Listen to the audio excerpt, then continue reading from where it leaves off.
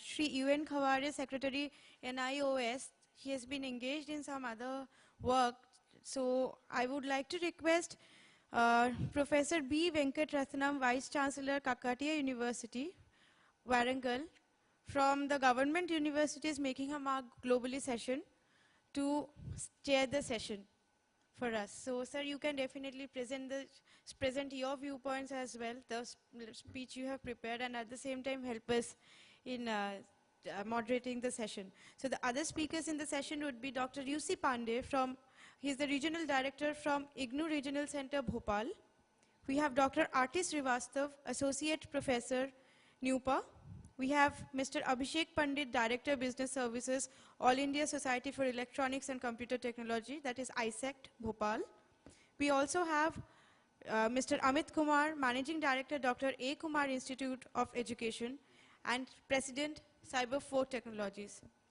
With this, I would like to hand over the session to Professor Venkatratnam to carry the session forward as a moderator.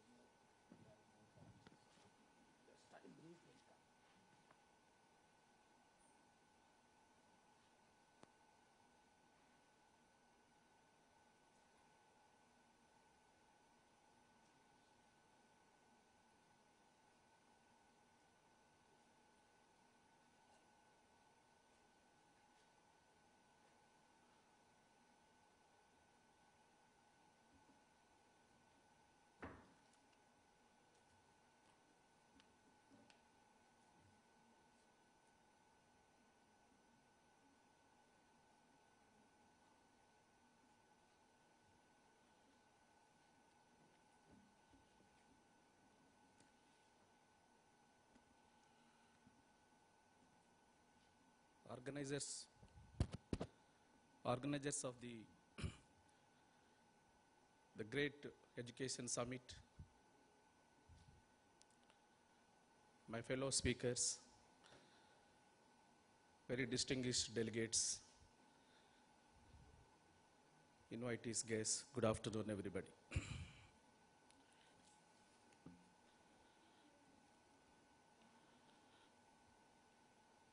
You know, just now, the organizers have announced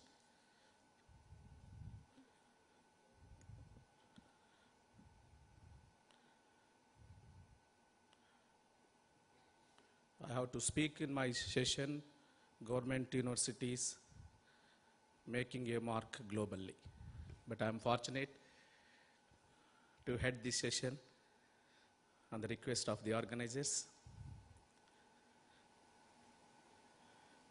where it is also going to be a very important topic, vocational training, enhancing employability skills of the youth. Almost in all the sessions and all the speakers, they stressed upon the human capital of the subcontinent, that is India, where most of its population is being covered by youth. I appreciate the organizers for choosing such a great topic, where it is going to create employment to the youth of this nation. But I am also lucky to be with all of you on this session. But we all know pretty well this is a session which is being organized after lunch. Then another very important thing which I observed here, there are 3 halls naming Desire, Allure, Inspire, but not a hall of sleeping or desire or dreaming, like we are lucky to have a hall of Inspire.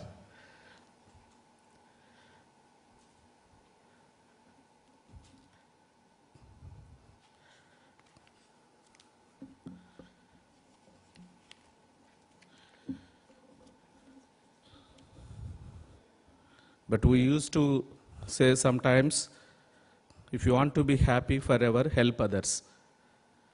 There is a popular saying, if you want to be happy for 1 hour, take nap. I don't think so. It is a time for us to take nap here. If you want to be happy for 1 hour, take nap. But if you want to be happy for one day, be drunkard. If you want to be happy for 1 month, get married. But if you want to be happy forever, help others. So I hope it is not the time to take rest. It is a time for us to discuss on a great topic, that is vocationalization and enhancing employability skill of the youth. So the colleague speakers, Dr. UC Pandey, Regional Director, IGNO, Bhopal, Madhya Pradesh.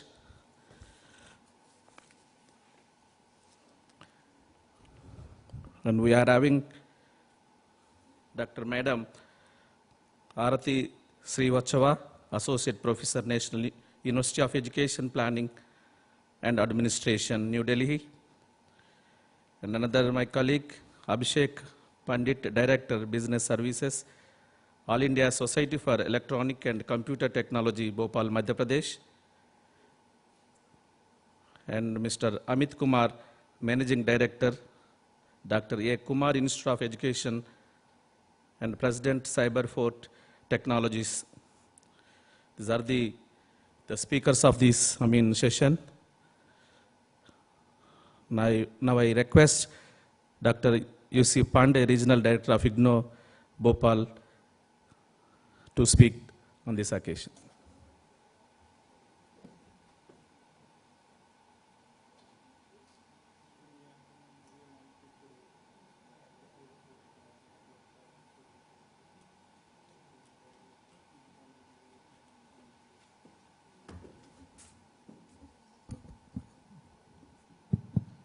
So as per the instructions of the organizers, every speaker is being allotted 7 minutes. Achha. My appeal to all these speakers to restrict to their time allotted of 7 minutes. Thank you. Respected chairperson for this session and my friends. The topic is the enhancing employability skills of the youth, role of vocational training. This was a session actually in which I was supposed to contribute, and all the 4 speakers will be speaking, I think, more or less on different perspectives on the same topic.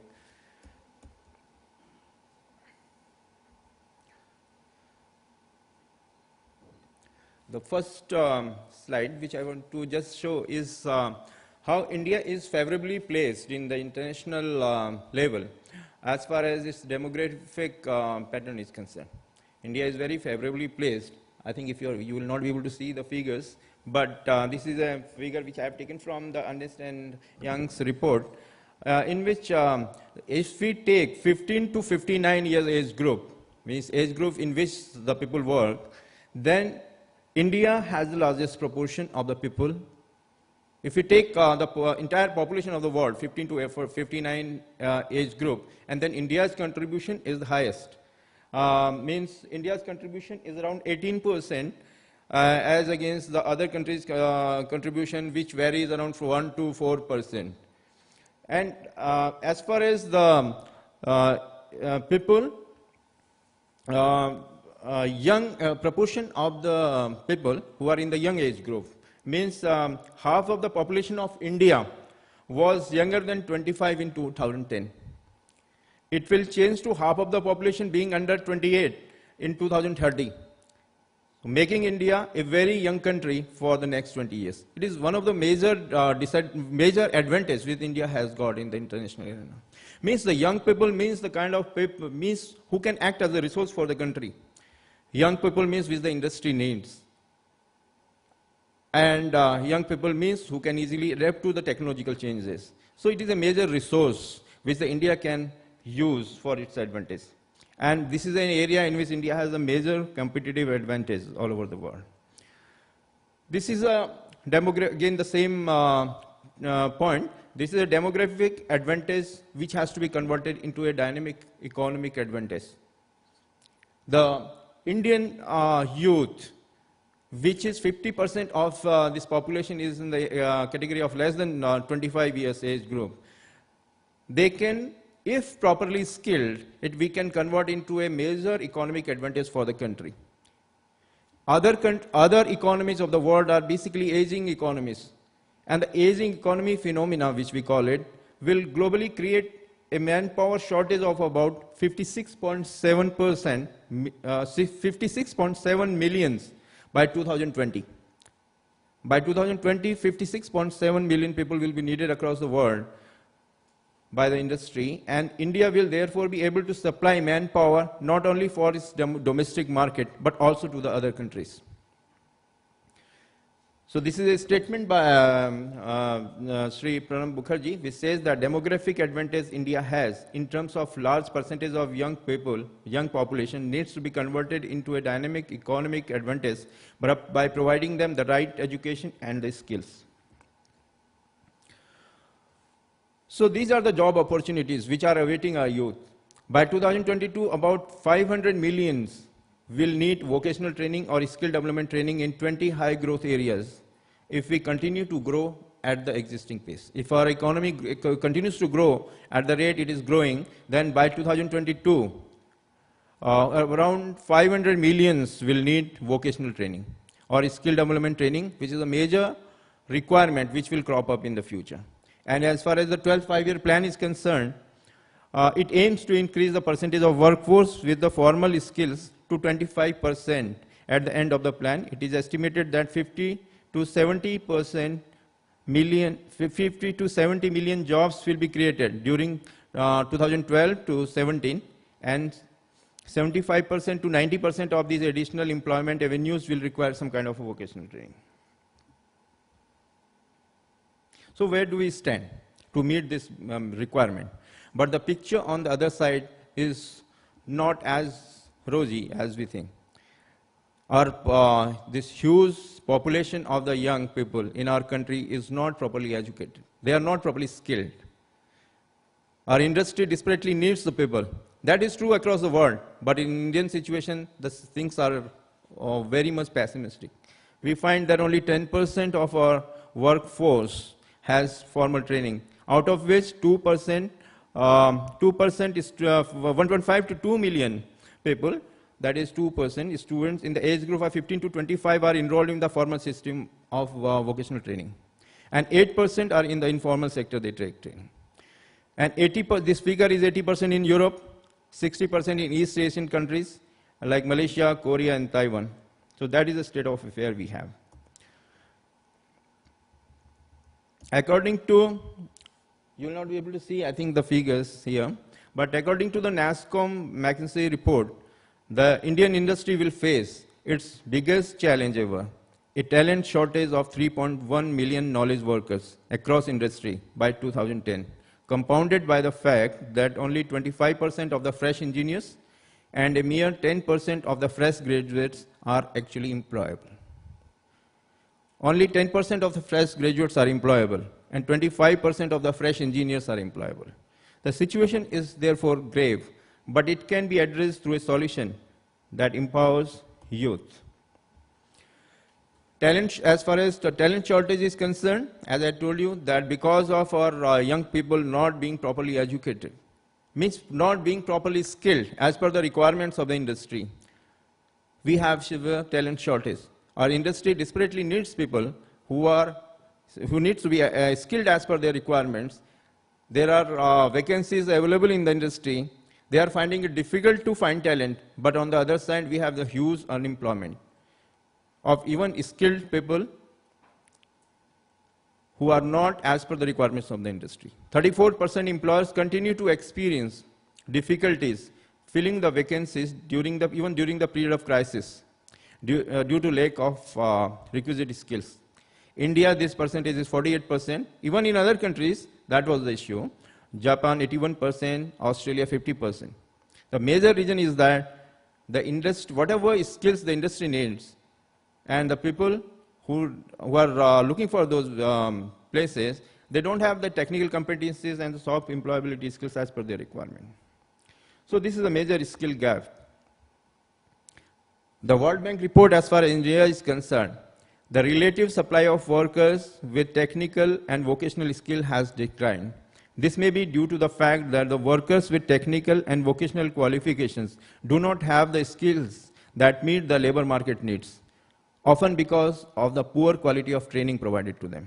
This is the World Bank report, which emphasizes that this is the...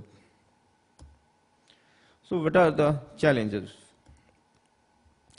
The major challenge, therefore, which emerges is the employability of our youth, the kind of skills which are to be given to them. As Dr. Kalam has said, that it is not unemployment that is the major problem. It is a question of unemployability that is a major crisis in today's era now. So what does the employability mean? At the ILC in the 88th session, it defines the employability to encompass all the skills, knowledge and competencies that enhances a worker's ability to obtain and retain a job, cope with the change, and enter the labor market more easily at different periods of life cycle. The resolution concerning human resources training and development of ILO brought attention to the fact that individuals are more employable when they have, among others, broad-based education and training, basic and portable, high-level skills, including teamwork, problem solving, information and communication technologies, and language skills. And then there is informal sector poses a major challenge. 95% of the employment by 2012, it should have been 2022 actually, that's a typing mistake. 95% of the employment will be generated by 2022 in the informal sector. That shows the importance of the informal sector in our country. The kind of the training requirements of the informal sector, where most of the workers don't have any training. That continues to affect our industry. Annual intake, as far as our infrastructure is concerned, annual intake of the workforce is 12 million. Mostly unskilled. And the current capacity is 4 million. So what we should aim at is that the training capacity of minimum 15 million, considering the fact that some proportion of the existing workforce also needs training. Then who are the training potential target groups? The first is the major target group that comes from the dropouts of our schooling system. As far as the dropouts are concerned, over 52% of those who enroll in the school education in the grade 1 drop out after grade 10 in India. 52% drop out. All those people who take admission in the first grade, and by the time they pass, they reach the 10th scale, 10th standard, 52% of them drop out. This is a major dropout rate which has to be, and which forms our potential target group for the vocational training. Women is a major target group in India. Many skills are there who are culturally and historically associated with a specific gender in India. For instance, the females perform a certain kind of vocational work, like home science related work or the secretarial work, that most of the time it goes to women. And the construction work generally goes to a male. There's a major gender bias in the kind of vocational skills pattern. 78% of the women in the age group 24 to 59, they form our target group. Scheduled caste, scheduled tribe population living in remote areas who are struggling for the bare survival, where the agriculture is heavily on decline, they form our target groups. And how to reach them? One minute, please. Yeah. Yeah. Okay. And then we have to think then how we can meet this huge requirement of 500 million skilled people in 10 countries, in 10 years. Why vocational training is not considered respectable for the target group? Is our training system accessible to our potential target group? Is our youth sensitized about the vocational training? Do we have the adequate information and career guidance systems for them? And all these questions we have to aim at. This is what the vocational educational training looks like, the issues which discourage our learner and issues which discourage our employers. Ultimately, what we see is that the innovation and flexibility is the key to our success. This is a very important slide which shows about the areas in which our vocational training system should focus now. And one of the major areas which I think that open and distance learning system are the major is a major system which is capable of handling these issues. Indira Gandhi National Open University, where I've been working for the last 23 years, they have been focusing in a big way for the vocational training programs to open and distance learning systems. Areas in which the ODL has been performing a role and which it can, people have agreed that these are the areas in which the ODL system can meaningfully intervene is the training material development, the audiovisuals development, the requirements of the informal sector can be met, enhancing the reach, skill certification, continuing training requirements, and to enhance reach through the mobile skill development center which the IGNOU is capable of doing. This is the road ahead for us. The main thing which our vocational training system needs to respond is to make the vocational education socially acceptable. That's the first thing. So, Pandit because ji, there are so many speakers, yeah, please. this is just the last Come to the slide. conclusion. This is the last slide. Then the vocational system needs to be socially acceptable. That's because the people don't find it valuable for them. This is the major point. And that's the reason why it is not able to attract the best talent. Then sensitizing the people, creating the career and guidance system for them, delivering the training through the innovative means, strengthening the soft skills, focusing on the regional needs, certification of the previously acquired skills, placement activities, horizontal and vertical mobility, financing should be the performance-based, and consistent reviews and tracer studies. These are some of the areas in which our vocational system needs to focus if we really want to make it an effective contributor in the national economy. Thank you.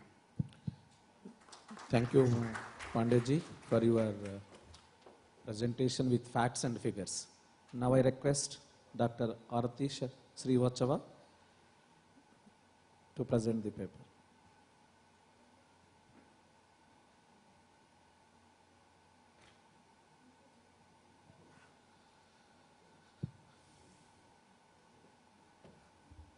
I request the speakers to restrict to the time, please. 7-8 minutes. Good afternoon, everybody. I'm Aarti from NUPA, and what I would like to share with you would be something which is not typically coming in the domain of skills per se, of vocational education. Now, what I'm going to speak will be based on a study that I've just completed, which was funded by the Rockefeller Foundation of US.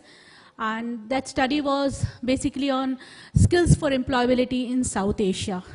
Now, employability, as Dr. Pandey had said, is basically how do we define employability is first, getting trained for the right skills to have a job, retaining yourself through the job, and also in case of crisis to be able to fend for a new kind of job, adapt yourself and get a new job.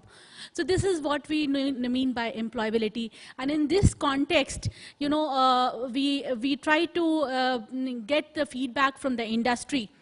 Major sectors that we had actually contacted were the high growth sectors in the Indian economy and across nations in Pakistan and Bangladesh also.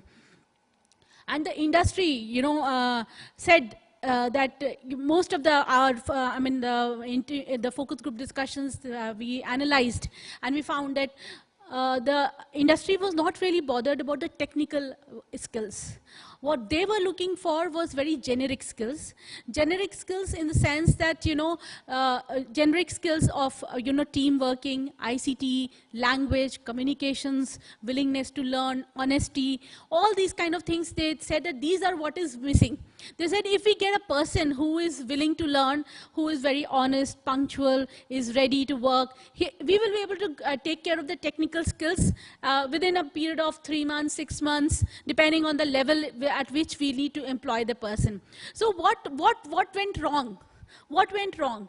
Because even if you look at higher education, the McKinsey reports and all other reports at that level say that our Indian graduates are unemployable. Some say 10% are only employable, some would say, but whatever number that they're stating is absolutely low. Well, we have the largest technical and manpower scientific information, manpower in the world, but so less employable. That means there is something really missing, that we focus, our education system is more theoretical, extremely theoretical in nature, that we are able to give him, good grades, good this thing, but we are certainly isolating the students so that they are unable to work as a team. They are unable to work as, good parts of the same system, and they're unable to do their work with great punctuality, honesty, and we lack professionalism in that sense. So what we need to do is strengthen the system, not only in higher education, but also strengthen the system at the school level. And also, I was there at the earlier the parallel, panel that was going on early childhood education, which said that we have to strengthen these skills at that level also, collaborative skills, critical thinking skills. So all these things have to be worked on right from the very beginning, so that, when to the point that when a person reaches the school level or the higher education level, he, apart from this technical know-how, he also learns to actually operate in a system, because none of us actually survive in a isolated system. We have to work in a team, whether we are in the academia, whether we are in the industry, or we are in any other organization. Organization by its character means a group of people working together, and all of them having similar skills, all of them talking about similar targets and similar well-being of the entire organization.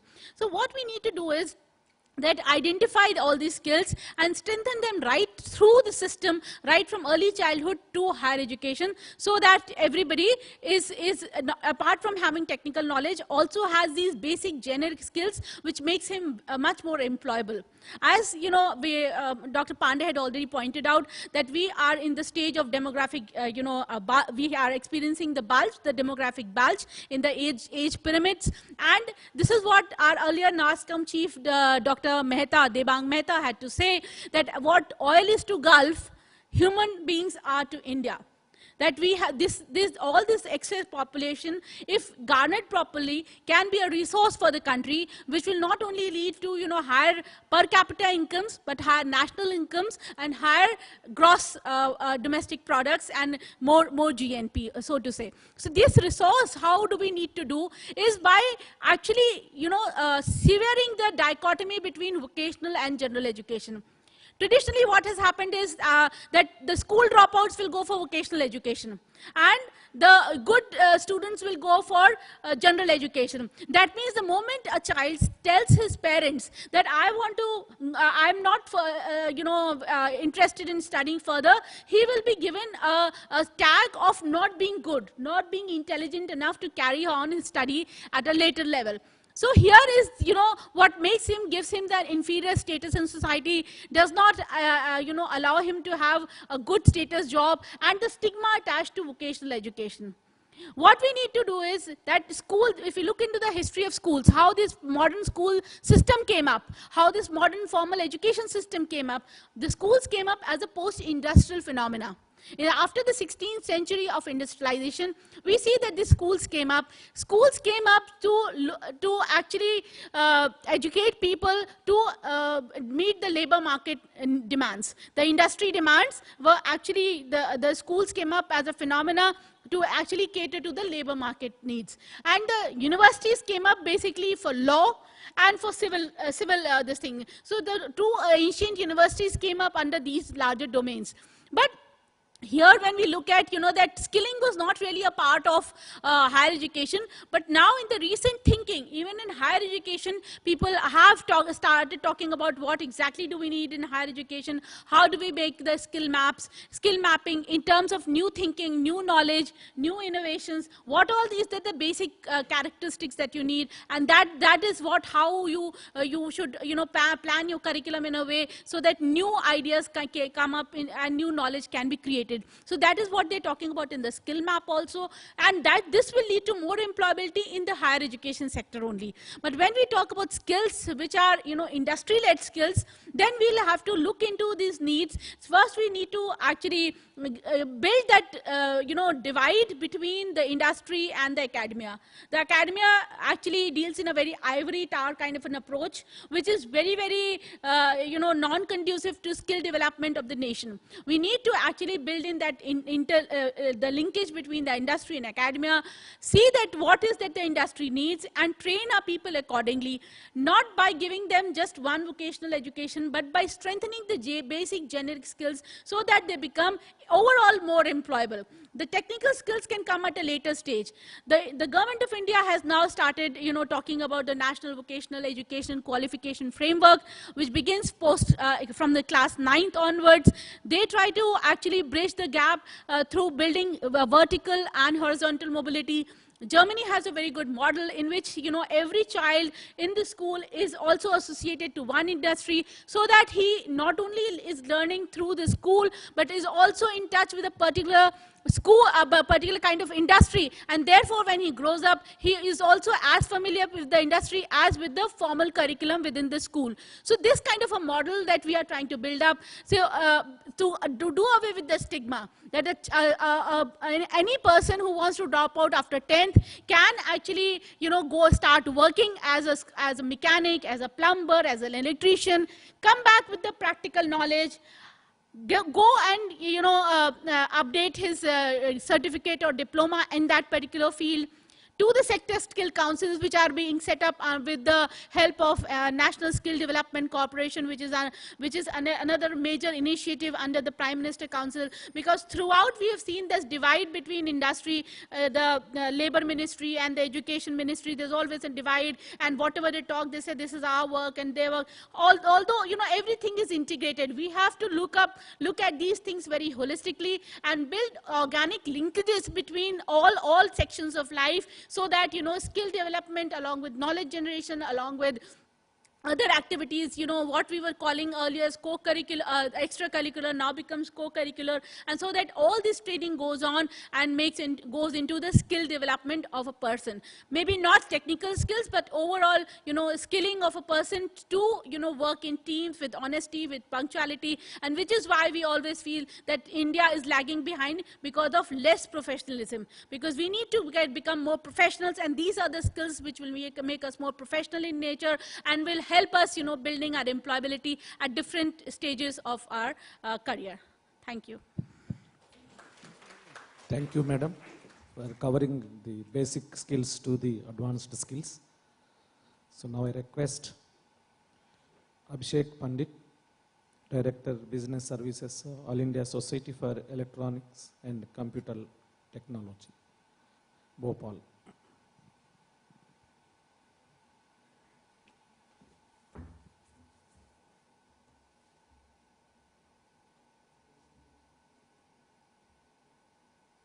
Can someone help me with this? Right. While the presentations coming on board, respected members in the panel, esteemed guests, I'm going to talk about vocational skills as well. I'm going to actually take off from where the previous two speakers left.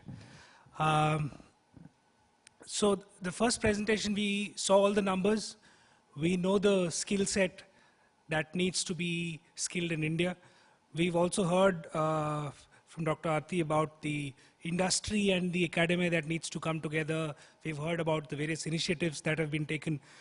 What I'm going to speak about, so I'm not going to touch on the numbers and what's been done in the side of where from the industry perspective. We've heard from the previous speakers that the maximum capacity is in the unorganized sector. We've heard that it's up to 90%, and that's where we work. That's the area that I focus on. That's the area where ISECT focuses on. ISECT is an organization which is primarily into skill development and training. We've been predominantly working in the unorganized sector in the semi-urban parts across the country. And we try and provide skills in regional languages, provide skill development in areas which are relevant to that particular region, because we all know that India is diverse. So short-term, entry-level course is what we look at, and we focus on backward districts. And over a period of time, we've achieved scale. We've been working for the last 27 years in this area, and we have over 8,000 centers across the country. We work across countries, across the country, and in all states across the country. And the area that we focus on, if you look at the Indian pyramid structure, this is the area that we focus on. We don't work in the major cities across the country. We focus on district, blocks, and panchayats. Now, we've heard earlier that, from Dr. Pandey's presentation, he had a roadmap which he had given in his presentation. I'm basically trying to ride that road, right? And the perspective that I'm going to give in this presentation the next 5 minutes is what we are trying to do riding this road and what we are trying to achieve. It's a huge space that we are working on. If you ask me, there is no competition today because the more the number of players, the better it is. The market is huge and it is for us to tap it. There are challenges, of course. What we have done in the field today is, it is very difficult to have a sustainable model in the areas that we are working in. So we have introduced the concept of multi-purpose training centers. In a training center, there are multiple trades that are trained, and that is something that we have pioneered over a period of time, because you need to understand in that particular area what are the skill sets that are needed, what is the demand in that area, and then provide skills for the people in that area. And in a particular training center, we try and provide multiple skills as much as possible, and in the context of that place. And we pioneer in providing course materials in local languages. We encourage rural entrepreneurship. And we try and forge local, local contacts and local schemes that keep going on. We all know the Indian way of working and the various schemes the government keeps coming up in different regions. We try and ride on those schemes as well. That is, of course, most of the schemes are managed by the state. Every district has its own scheme, so we try and ride on that on those schemes. We enlist various schools along with us so that the existing infrastructure is taken into consideration while we provide skill development. And there are various initiatives that we take from our end. I'll give you a quick view of that. And we do formal certification of skill development courses. We run our own higher education university as well. I'm not going to touch upon that.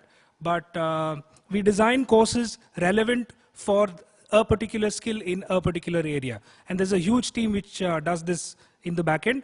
And what helps us in the long run is that we try and place the students in the area where they belong. And since this is the unorganized sector, there is no large government body or there is no large private player which can consume all of these people. We are talking about 90% of the 3.1 million people that was mentioned earlier. And this trainee and placement happens in a particular village, in a particular district or block, and that's what we try and achieve. Basically, what we are trying to do is trying to organize the unorganized sector. It's a long shot, but that's what we are trying to do. Some of the key aspects, I'm not going to touch upon everything that we do, but just as a knowledge sharing session, some of the key aspects that we do is mobilization, which we feel is one of the most critical things to take care of in the entire value chain. There is no alternative to being there in the field and working in that particular area. Establishing trust is something that we've seen as a key element, and mobilization is one of the biggest aspect that we focus on, where when we mobilize the student, we not only try and see what we can deliver, but we try and see what he can get trained as well. We try and help him to tell him that this is what he should be getting skilled on, so that this is what he can do at the end of the day. Not only the person, but his entire family. We've noticed that students get trained and then his parents say, "Nahi, mera beta wahan nahi jayega, mera beta ye nahi karega." So it's the entire ecosystem which we try and mobilize. We do a lot. We are partners with NSDC, so we do a lot of yatras to spread the awareness of training in local areas. I'll give you some screenshots of that. Like I said, we work pretty much pan-India, and these yatras are carried out in various states. These are some of the photographs that I'm going to show, and they'll give you a glimpse of the kind of yatras that we do. And these are the kind of students that come in, and there's a lot of demand which is generated, and we use this demand to find out what kind of people are there, what kind of skill set is needed, not only from the students' perspective, but also from the local industry perspective, and then relevant training materials and relevant training is provided for that particular area. So these are some of the other photographs of the same thing. I mean, obviously we cover it in the press as much as possible. So another important point is the factor of trainers. We've seen that a lack of good quality training is because of the lack of good quality trainers. That's another focus that we do. We do massive train the trainer program across the country to ensure that the trainer not only knows his subject but also knows how to deliver a particular course. So that's another focus area for us. And this is done in multiple batches in various states. I'm skipping the part in between, which is the training bit, which is, depends on what kind of course is being done, what kind of infrastructure is available. Coming to another important part, which is the, providing employment. That's the focus of the topic today as well. So we know that 90% of the employment is in the unorganized sector, and what we try and do is try and provide skills like these, data entry operators, bank kiosk operators, hardware repair, maintenance of mobile, these kind of skills is what we are looking at. And it's easier said than done that most of the people who come into this space come with prior skills because they work with someone, but they don't have formal training, and we try and provide them formal training and certification, of course. And we use a portal, combination of online and offline mode. We use a portal called as Rozgar Mantra that we have, where we register the students online, but we do a lot of offline yatras and organize employment exchanges across the country, because we want the employees and the employers get together from the unorganized sector. And I don't want to get into the details, but so essentially what I wanted to talk about is the fact that the mobilization and placement, apart from training, these are the two key aspects that I wanted to focus in my 5 minutes of discussion, and spread the message across that these are the two key aspects that most of the people would also need to focus when they're looking at the unorganized sector. Thank you.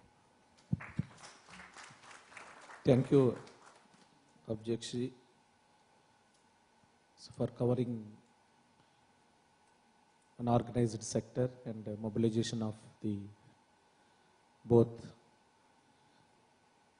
trainers and trainee, and covering all the parts of the country, having taken up some yatras. Thank you very much. Now I request Amit Kumar, Managing Director, Dr. A. Kumar Institute of Education, and President, Cyberfort Technologies.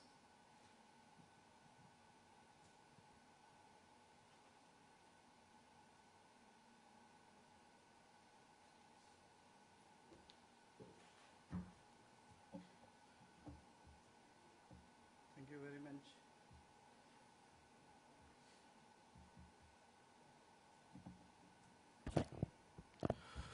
Good afternoon to all.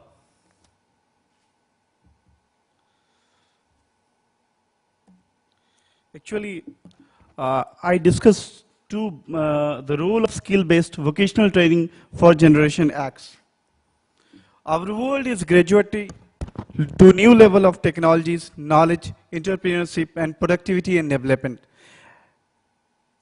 Even though the annual expenditure done on vocational training is 215 million, the unemployment rate is still 7.4, source World Bank report. India has recently become one of the major destinations for the knowledge outsourcing and skill development hub. The quality of skill enhancement programs, their variety and their delivery has become major advantage for the world. It is only India where you can find training and skill development enhancement solution for any need. As Pandey sir discussed about employability and employability skill, so I skipped this need for skill-based employability in India's prospect destination. The world is moving fast in pace.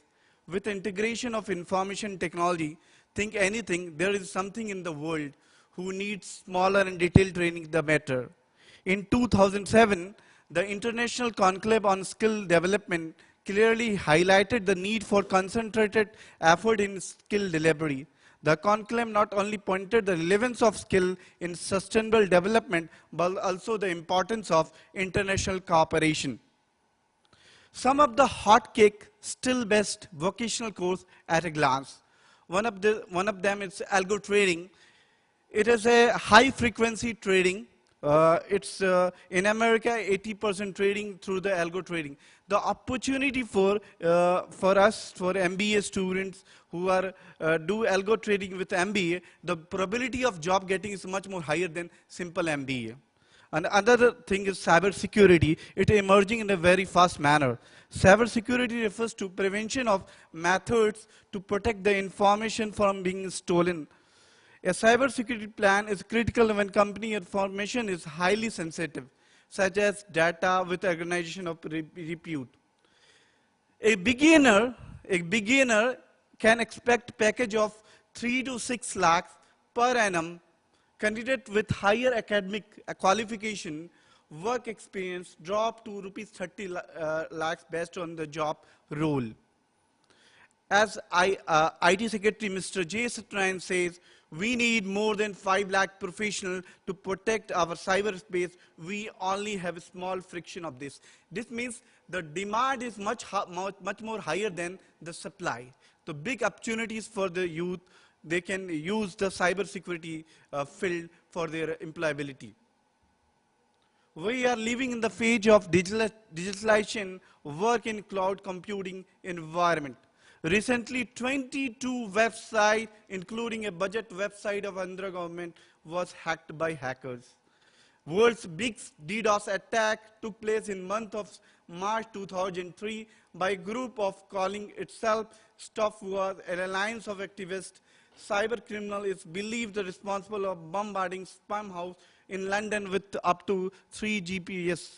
Every day, someone in the world, the security somewhere, some website, network, email account at stake.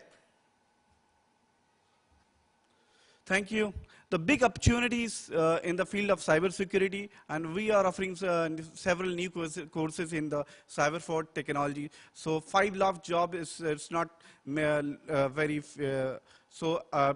grab this opportunity in an effective manner. Thank you. Thank you very much. Thank you, Amit Kumar, for coordinating both in supply and chain and also covering the cyber security. Now I request all the other delegates to participate in the discussion. If you want to raise any doubt or participate or discuss, you are welcome, please.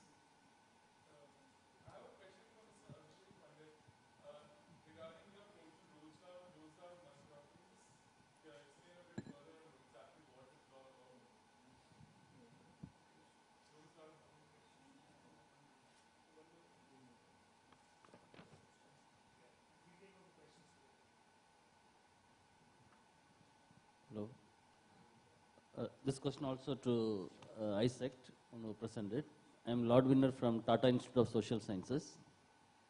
I would like to know how you would integrate the NGOs and civil society, since you are working in the block level and panchayat level, into your skill building process. Second question is, we already have a lot of employment exchanges in the districts, and sometimes it's full and waiting. And you are already doing a skill building exercise and establishing parallel employment exchanges. So how do you integrate this process?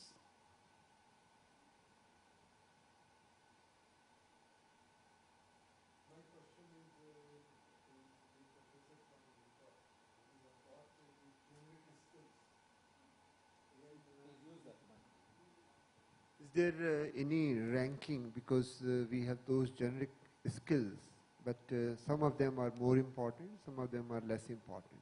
That is one part.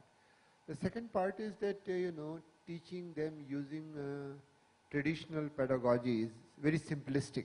For example, you can do a 2-day workshop on team building but nobody develops the team skills or team spirit based on that. So what has been the international experience in developing these generic skills?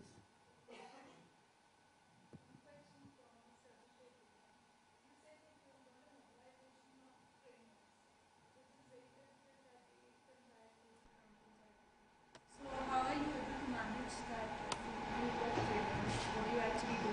How do you actually get an agreement? So how do you understand?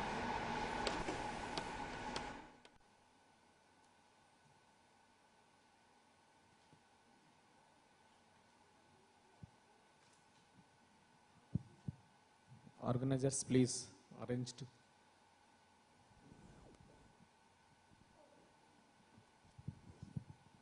Hello.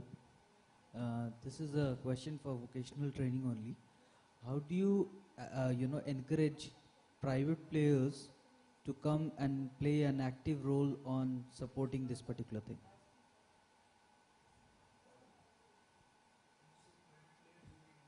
Yeah, not industry. I'm saying that if, for example, if the entrepreneur have the premises, have the infrastructure, have the workforce, then how do you allow them to come into this vocational training if they are not into this particular thing?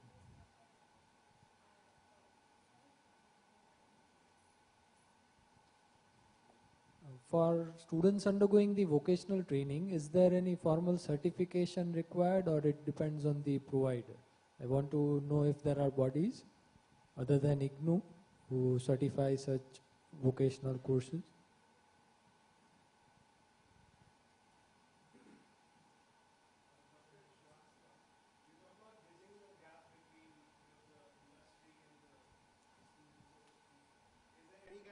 Initiatives that you guys are involved with, to find out exactly what do they want, maybe the soft skill that we are planning to provide are not what they want.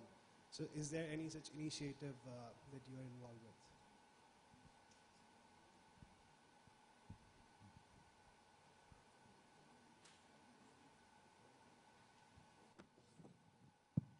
Any more participation? Thank you. Now I ask my colleagues to respond to the questions raised by the participants. Right, so I'll take them one by one. The first one was on Rozgar Mantra. Rozgar Mantra is a portal that we focus primarily on the unorganized sector and in the rural space. So the entire portals, if I have to get into the technical features, the backend is focused towards the unorganized employment, this thing, right? The various skill sets that are available are completely on that space. The job roles that are defined are on the unorganized space.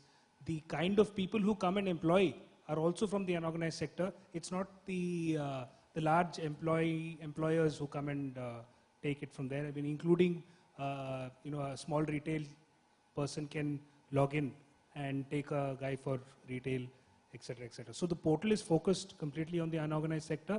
Since our focus is unorganized, the portal is also focused on the unorganized sector. The entire team who's working in the backend is also focusing on the unorganized sector. And this only happens with the presence in the local area, right? It cannot happen having one office in Delhi and you're trying to run this portal. That doesn't work. Where we work is combination of the portal as well as online and offline. There's a group of people available in every district. There's a center that is available. So it's a combination of online and offline. That's how the portal works, and that's the only way we can make it successful in the unorganized sector. So your question on NGOs, we do work with a lot of NGOs in a lot of places, and we work with them as partners. And they help us, and we help them as well. They are our partners to provide skill development. There are a lot of NGOs who work with us.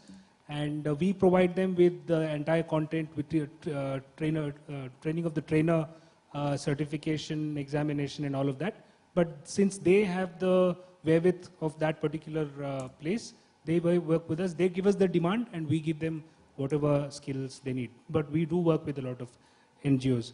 And as far as the employment exchanges are concerned, sir, we have noticed that it is best done by us ourselves. We are happy to work with other employment exchanges, but we've seen that it doesn't work really well. But if there's anybody who's willing to bring in that energy, we are very happy to work with them. What we do is we have our own in-house capacity of so many students being trained, over 1 lakh of students every so many months, right? And that is an in-house database that we have of our own students. And that itself forms a huge employment exchange by itself. And we've been running it for a long time now, and that's quite successful for us. And we place about 70% of our students that we train in the vocational skills. But nonetheless, your point is very valid. Very valid. We are happy to work with other employment exchange. It's just a little difficult and complicated, that's it. Mobilization of trainers, good question. In rural areas, it's very difficult to find trainers.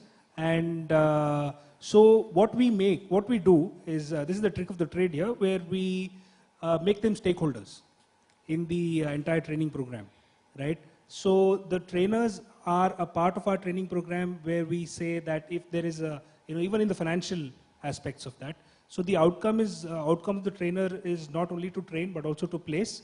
It is his duty to place the students as well. He also forms a part of the rozgarmantra.com. So he's a part of the ecosystem, and his responsibility is end-to-end. Mobilization, training, and placement. That's the only way it works. You can't have just a trainer there. So he pretty much runs the whole center. He's the local person there. We pick local people there. Yeah, we have a team of about 100 people whose job is to manage the entire ecosystem. Their job is to just ensure that the trainer is there, he's skilled, he's looked after, etc., etc. So that's how we do trainers in the panchayats. And no, ma'am, this is across the country. It's not very evenly spread across the country. Hindi-speaking belt, it works very well. But in South India, it becomes very tricky because there are hundreds of languages, although there are 5 or 6, but the dialect is very different. In Karnataka, there are 6 Kannada languages, things like that. South India is a little different, but Hindi-speaking language, this works very well. I'll just finish the last 2. Encouraging private participation, this is our forte. This is what we do day in and day out. We encourage private partners to come and work with us. And there's a good financial model for them. If anybody is interested, I'm happy to discuss it in detail. But this is our strength, getting the private players along with us. Just to touch upon the certifying body, there are lots of them. We can speak for 5 hours on that. But there are government certifying bodies, and there are universities, private bodies, and there are many vocational training providers who give their own certification. For example, NIT gives their own certification, right? It's well known, everybody accepts it. ISEC gives our own certification. There are many private bodies giving their own certification, but there is NCVT, and now Madam spoke about NDQEF, Sector Skill Council, DOAC, NILET. Apart from the IGNU, of course, there are many, many, many of them. Can I, with your permission, can I just add something? But yeah. Okay, the first question on ranking. The generic skills are so basic that I think each one is equally important, and ranks, we cannot rank whether communication is important or, collaborating is important. They are equally important, and that is why we call them the generic skills. So that is my answer, and we have not taken to any ranking. We said that these are equally important: attitude building, honesty, punctuality, all these things are equally important, and therefore generic skills should have a very good spread all across. The second question was on the pedagogy. Yes, I did. I was talking about that team building cannot be taught in 2 days, or like the leadership campaigns that we have. Leadership cannot be taught over a period of 3 months. These have to be actually encouraged right from the very beginning, and that is why I said not only at primary section but even early childhood education. We can begin from there and gradually take it up and take it at different levels up to higher education. So this, yes, and this would require a different kind of pedagogy. The NCF 2005 is talking about constructive approach, which may work here. And plus we'll have to add on a lot of things, how, when we talk about pedagogy, we have a lot of good documents, a lot of good approaches and methods written. But implementation is the challenge. So in that sense, how to implement will come to good teacher training, because no matter what all we write in the documents, we'll see the face the light of the day only when it is implemented well. And we know that the teacher education section, we see the plight of the teachers. You know, we have para teachers, Siksha Karmis, all those semi-trained teachers who think that who can teach. So we really have to look at teacher training in a much more serious way in order to address the problem of pedagogy, so that the skilled people only can come and look at these things from a very technical viewpoint and build these skills alongside the knowledge, information that they're talking about. Regarding this certification, you know, although my colleague has already, you know, spoken about it, but majorly now with the NSDC, they're starting with the sector skill councils, in which the sector skills people will come, like supposing we take the IT sector or the construction sector or the entertainment sector, they will be the part, and they will say, okay, now if I'm a layman, you know, only I know basic cooking at home, I go and I say, this is what I can cook. They, on the basis of industry, will give me saying that, okay, you just know basics, therefore you just need a basic certificate. Now, if I want to hone my skill further, I do some training and I learn a few more things. I go after 2 years and I tell them that, okay, these are the additional things that I've learned, so they will give me an advanced certificate. Right, so at different levels they'll do, and this is how, you know, this vertical and horizontal mobility is being built into through the NVEQF after class 9, in which, you know, you can add on theoretical degrees or practical trainings, but the moment you say that you have better skills, the sector skill councils will give you an advanced certificate, a diploma, a degree, and you can come back and on, on the job and come back in a formal system, and that way, you know, you can reach up even up to the doctorate level. So a person who's actually, say, maid who's cooking at our places, she can get certified, go back, work more, do more, get more certificates, and maybe end up doing a PhD in cooking. Like 5-star chefs, she can be that. So this is the kind of system we are trying to build on. It's not easy. It's really not easy. We need a lot of support from the industry, and that is why then I come to the third question regarding, you know, industry. We need a lot of help from the industry, because without industry, I mean, theoretically we cannot just say that, okay, IT industry, I cannot think on the behalf of IT industry, so these are the skills required. The industry people will have to be there. In fact, all the IITs, they are very prestigious IITs, have, you know, a person from the private sector, you know, a high profile person who's there on the board member. And they also encourage, you know, system of adjunct faculties.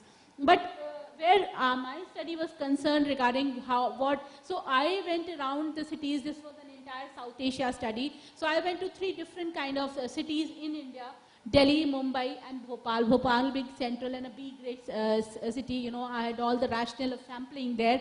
And I tried to get in, you know, people from the industry, public sector as well as private sector, to say that, okay, now you are, and I tried to get in the HR people who are there into recruitment.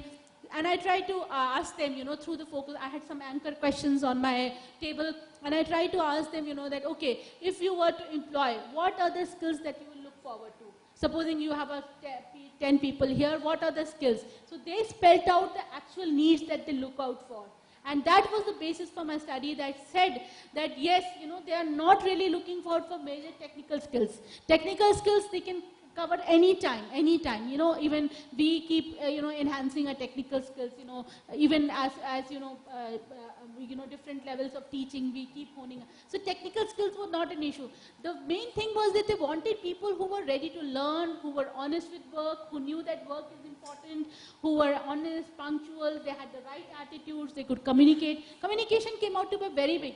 Language was a major thing. Because they said that a person, because without language we cannot think. So it's a language that makes us think, and therefore language came out to be the major thing, that if you know the language, you'll be able to communicate and you'll be able to take commands and give commands also. So language, and now with this changing world in ICT also came as a major thing. But otherwise, you know, team working, leaderships, all these things came out as this thing. The studies are on the website. So in case you want to look at, take a detailed look on what all we did, you can Google my name, and this skills for employability in South Asia will be there on net. Okay, thank you.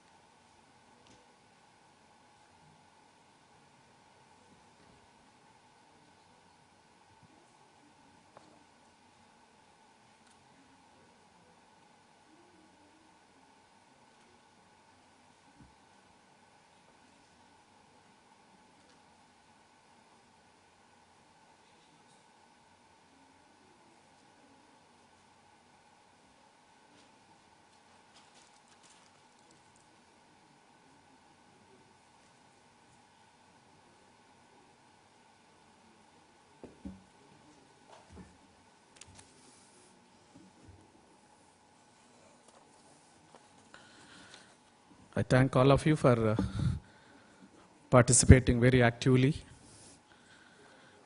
and making this session very successful. Of course, as I said at the beginning, though I am not concerned with the present session where I chaired, vocational training, enhancing the employability skills of the youth. But originally, my name is listed in government universities making a mark globally. I am being alone. We can understand the fate of government universities. but still, I mix both my own government universities and its fate, as well as fate of the youth of this nation by vocationalization.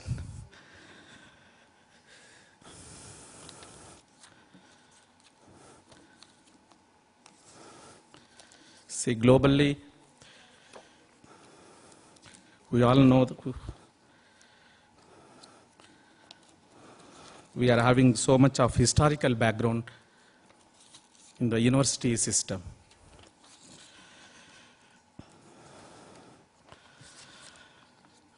Especially looking at the past glory of Indian universities, India has a long history of providing higher education through ancient universities such as Nalanda and Takshashila, which offer diversified, need-based, value-based courses for the students coming abroad in the past. Having such a great background, great history, but if you look into the fate of the government universities at present, there is no, I hope, any match between the Nalanda and Takshashila and the other universities at the present day. Therefore, in order to plan your future wisely, it is necessary that you understand and appreciate your past. Without looking into the past, we cannot frame the future. We cannot do anything in the future. Having such a great glory of the universities in the past, but in which direction the present government universities are going, facing so many problems, obstacles in discharging their autonomy and their academic duties. Especially knowing government universities are facing the varieties of many problems for that matter. But if we understand government in the sense that is everything, the government universities has to enjoy the autonomy in framing the policies and the rules and regulations. And we know the fate of the present universities having the scarcity of the funds, mobilization of the financial resources, and also the problem of getting the meritorious faculty and having a committed research activity where we are lacking behind. Having such a great glory, but at present, if we look into the fate of the state universities, they're all facing the multidimensional problems where the government has to look into the affairs of the government universities. Especially, some universities are being run by the state government, some are by central government, and some of the state universities are under the control of the University Grants Commission, and some other deemed universities or NITs and IITs are coming on the AICTE. So like the variety of the central agencies are having such a hold upon the universities that are being run under the government control. But still, there is an easy way to top where we are going to. But when you intended to top and get a place at the global level, it needs to have so much of efforts. So when we are planning to reach the global level, then the problems which we are going to encounter are going to be more. But still, if the government is going to support the system, then certainly, if not today, then tomorrow, the government universities are going to perform well and they are going to mark at global level. But only the thing is, all the phases of the system has to accept for the changes. They have to accept for change and they have to accept for the transformation of the existing system. And while bringing the transformation and the changes, certainly the universities are going to face the problems, both positive and negative. Then freedom of the universities are being restricted by the government. And if we are not going to have the devotion towards the quality education, certainly it is not going to be achieved any mark at the global level. The quality of education is a very important. Then all the universities has to introduce the communication and technology.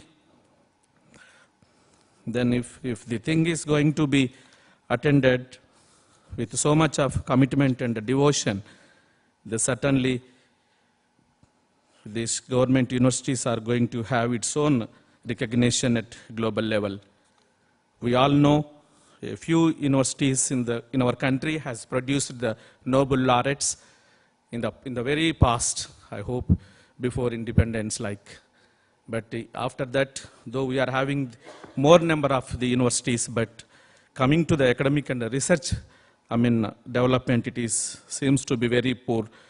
So that if the government is going to encourage for the quality education, quality research, and innovative and creativity aspects, and establishing the incubation centers, and encouraging the students to actively participate in the research activity without any problem, then certainly, if not today, the coming future, certainly the universities, government universities are going to have their own place at the global level. That's the reason, not the thing that the government has to go on introducing the universities, town-wise or the village-wise or else the district-wise. But as for the Knowledge Commission, though they have recommended to have so many universities in this nation, but looking at establishing the universities at different levels of the rural districts, but not providing any infrastructure to run the universities So having a scarcity of funds and having a infrastructure, less infrastructure facilities, and having no any type of the facility, but when the government asks the universities to perform and reach the level of the globe, it is not that easy to them. But not that, introducing the universities without any looking into quality of the universities and its performance. If it is going to be so, certainly there will not be any meaning for the introduction of the universities from the government side. That's the reason the government universities are facing such a great problem, the competition from the private partners, where their number is more than what else the government sector. So having such a number of both private and public universities coming into the academic and research activities, certainly the one day or the other, we cannot assess the quality of the education that is going to be. That's the reason people used to say how the competition has arisen, increasing day by day, how the standards are going down. After having the lunch, three CEOs, they sit in the corridor, they started charting. I'm telling about the competition, how it is going on at present day, and how standards are like. So they sat and they were charting, and they wanted to share their happiness of that week. One of them have started telling, I'm very happy. My wife is delivered yesterday, blessed with 2 children. Then immediately the another CEO started telling, oh, what is there? My wife too delivered, blessed with triplets. The first man said, my wife is blessed with, delivered, blessed with the twins. And he was telling, prior to that, she was watching a movie of Ram and Shyam. And when the second fellow telling, my wife too delivered, but blessed with the triplets, and he was telling that my wife was watching a movie of Amar Akbar Anthony. Then third fellow started going out, running into the streets of Delhi. Then other two could not understand. They followed him and caught hold of him in the middle of the town. And they asked him, hey man, where are you running? He said, I am running to the hospital. Why? My wife is admitted into the hospital. So what? She is about to deliver. So what? She was watching a movie of Alibaba 40 Thieves. So he is frightened that way the competition is growing, where the quality of the things that are coming down every day. So that keeping in mind of the competition, that its activities, its quality, the government has to introduce and establish the universities from the government side. And like there are so many things the universities at present are facing the problems. But equally to that, the session of the training, actually, it is a new idea, especially in Andhra Pradesh. Government of Andhra Pradesh has started Rajiv Yuva Kiranalu. A special scheme has been introduced by the state government itself, where they are going to train the people, giving them in various skills in various sectors, like even construction sector, National Construction Corporation of India. They are coming forward to the various towns and the cities and villages also they are going. They have established some training centers where they are giving the training. And equally to that, not mere providing the training to the people or the skill for the people, they are also showing some placement opportunities to the people who are undergoing the training also. That is what Madam was telling, that electrician, the mechanism. Then other day when I happened to the Bilaspur University, the people, all my colleagues participating in that, they were telling. So most of we were maintaining the electric pumps in bore wells like in every house like in India. So keeping a bore well with electric pump, electric motor, but how many of the owners of that house are having an idea of to repair a small, repair if it comes like. So that we are having so many houses, so many villages, every household is having one electric pump where we have no any idea of to get repair like. That's the reason, such as a small thing where we can train the people in electrical aspects of electricians like. So mechanism also, two-wheeler like. Then one of my colleagues were posing one question like, the universities at present, they are coming forward to issue the certificate for the people, those who are undergoing the training at outside also. The candidate who wants to go for the skill development, he has to enroll his name with the universities and recognized institutions of the both state and central governments. And then that university is, going to send that man to the concerned industry or the company where he has to undergo the training like. So after finishing the working hours, working days or so, if that owner of that industry, if he gets satisfied and issues a certificate that this man is qualified with so much of the training like and hours he has fulfilled. So basing on that, the universities are coming forward to issue the certificates also in the form of diplomas, the degrees like. And we are going to have the tie-up with the industry even. Not that an institution is going to train up the ITIs are coming forward to train, having no any basic degree or the basic qualification to the man who wants to undergo here. Then this is a great facility where while earning activities also going to happen. Then there are so many fields of activities. If you look into the outside where we are having just taken the lunch, then the people serving, catering, people serving the lunch are maintaining some dignity of their own profession like. That is nothing but the skill development, skill professionals trained under the catering aspect of and other hospitality and industries like. So there are so many things like, but only thing is people has to show the interest of to get transformed and interest to learn the various skills in the various centers like that. That is the reason if we don't, prefer to get transformed or prefer to get trained. That's the reason people used to say training is such a great, item. If you give a fish to a man, he eats himself. If you train a man how to catch the fish, he feeds his family. That is the notion of the training. If you give a fish to a man, he eats himself. If you train a man how to catch the fish, certainly he's going to feed his generations to come like. That is the notion, that is the aim of ours going for the skill development. And I thank all of you. I thank the organizers for giving me an opportunity. A single one-man show in my session as a government universities, making a mark globally, both speaker as well as chairperson, and another session where I got an opportunity to share this. Thank you. I want to ask you one thing. So as far as the government universities are concerned, I think when it comes to school education, everybody wants a private school because they are supposed to be better. But when it comes to higher education, everybody wants to go for government because there is no engineering college which can compete with the IIT. Or there is no other management college which can compete with the IIM, medical aims, or otherwise in social sciences also nothing like JNU or Delhi University, so on and so forth. So nobody wants, private is secondary in demand in higher education while it is reverse in school education. What do you have to say about that? See, generally where the school is being located, they may not have any technical institute to train them.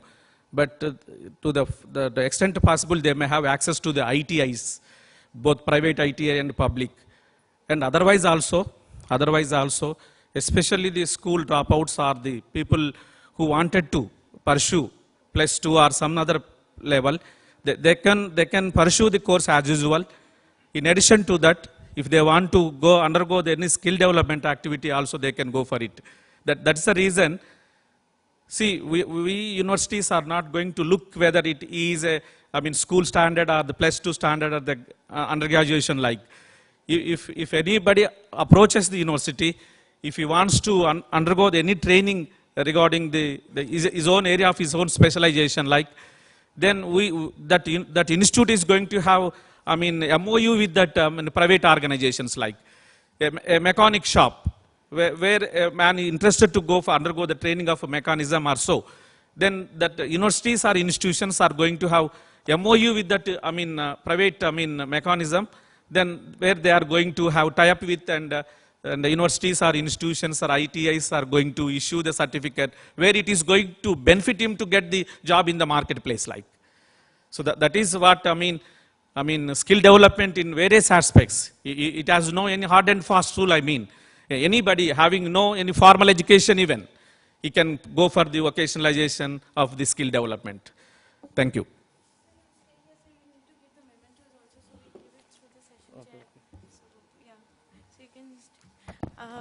Thank you so much, sir. I would like to request my colleagues to give the...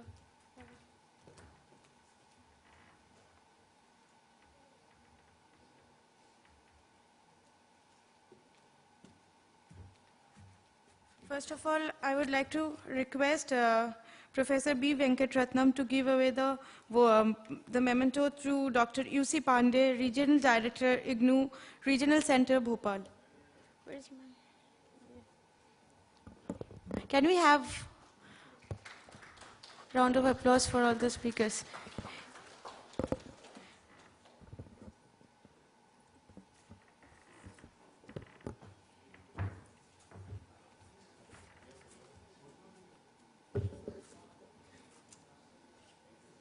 Dr. Aarti Srivastav, Associate Professor, NUPA.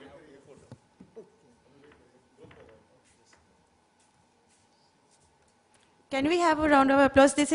We need to be a little more energetic. I know this is a post-lunch session, but still.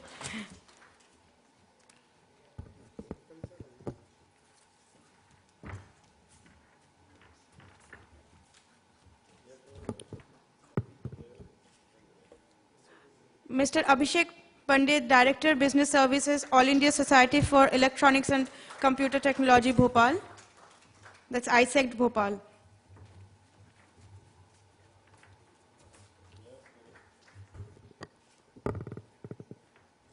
Mr. Amit Kumar, Managing Director, Dr. A. Kumar Institute of Education and President, Cyber4 Technologies.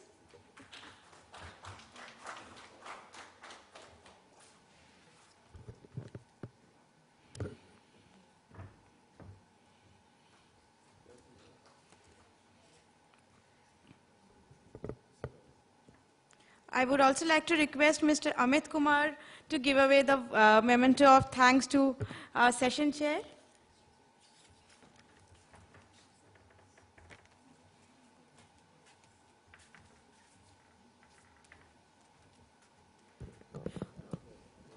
We will start the next session on Industry Academia Bridge in another 7 minutes time. We are already running late, but just to give some time to the speakers of the next session to interact with one another, we are giving 7 minutes break. I would request the speakers not to go anywhere because we'll start the session soon. Thank you.